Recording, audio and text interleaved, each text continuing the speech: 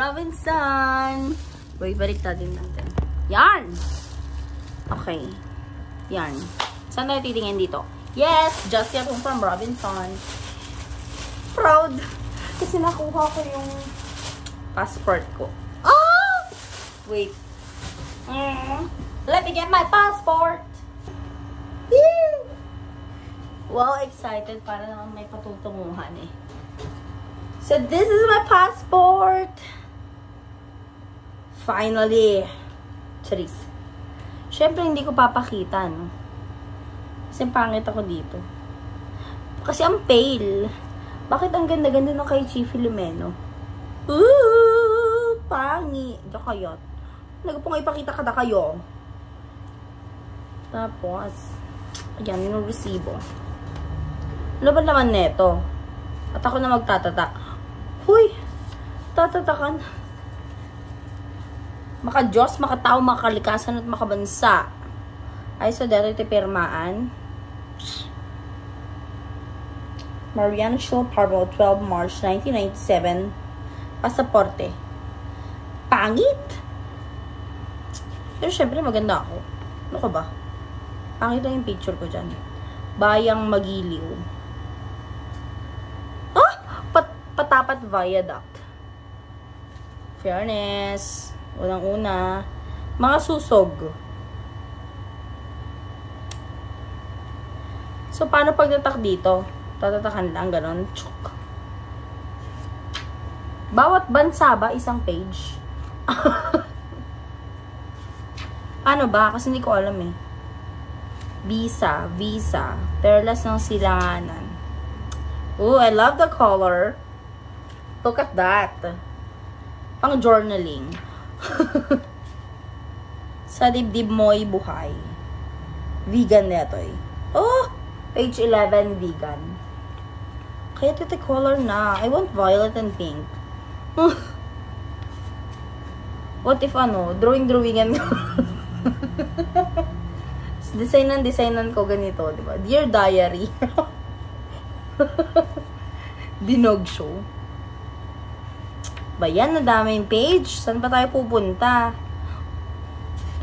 Ano? I-manifest natin. Siguro, ano na lang. Canada. Ay! Canada yung first. Canada. Mga Asian countries na lang muna. Sige. Thailand, Vietnam, mga ganon. Mga Asian countries. Indonesia. What else? Asian ba yung Japan?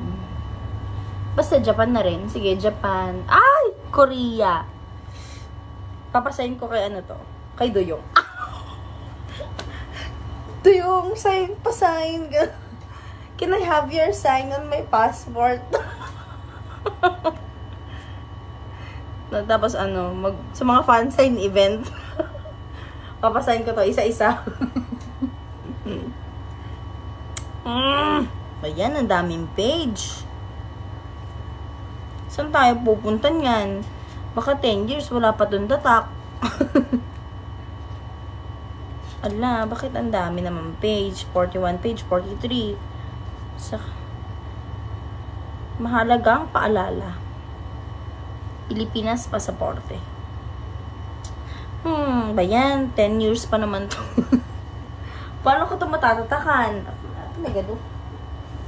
Anyways, moving forward. Let's have an unboxing again.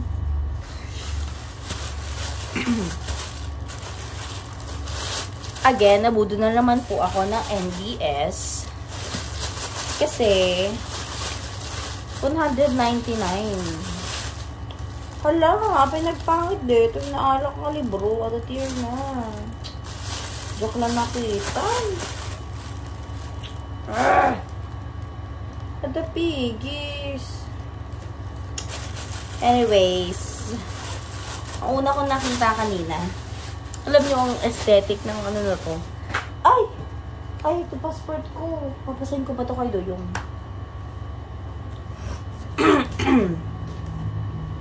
First book is this one. And guess what? Kasi bakit? Kung bakit ko binili to, Because it comes with a bookmark. Nabudol ng bookmark. Pero ang pangit naman ng bookmark niya. Bakit may tear? Ayan! May bookmark siya. Girl in the Walls. Binasa ko kanina to. Itong likod niya. Hindi ko pa napapakita. Ayan siya. Girl in the Walls. And it costs 199 pesos. Hindi ko sinerch. Search nyo na lang kung gusto nyo malaman kung ano talagang original price niya. But this one is so pretty. Hardbound book. Hardbound cover. Basta hardbound. Girl in the Walls. And meron siya medyo meron siyang pagka horror, maganon. Yan Those who live in the walls must adjust, must twist themselves. Tapos, sabi niya dito, tense and terrifying as a spectacular debut. Like English, binasa lahat. Ayan. She doesn't exist. She can't exist, sabi niya. Tapos, ayan yung mamo. Mamo. Ayan. Dami kong dada. Tapos, ang ganda ng pagka-blue niya. Ito yung Gatorade. Ito yung blue niya. Oh! Ano yun? Product placement. Anyways, this is only 199 pesos. Di ko sinerch kung ano yung original niya. Tapos, another one. Ah! Blue! Another blue. So, ito sinerch ko talaga. Ang sabi niya dito is, para siyang, account na may isang psychiatrist, psychologist, parang therapy pala. So, kaya group siya is may group of people na parang nag-therapy dito sa kanya, dito sa first person POV. First POV. Tapos, kinausap niya. Tapos, yung story sila, yun. Basta yun basta magulo. Search nyo na lang kasi. Huwag niyo na ako tanungin. Basta, it's a group of people with or needing a therapy. Tapos, very inspiring daw tong novel na to, ganun. So, ayan, praise for a group. And how one therapist and a circle of strangers saved my life. So, parang siyang self-help books. And I really like the color. And of course, hello, it costs 199 pesos. Pero ewan ko kung magkano talaga to.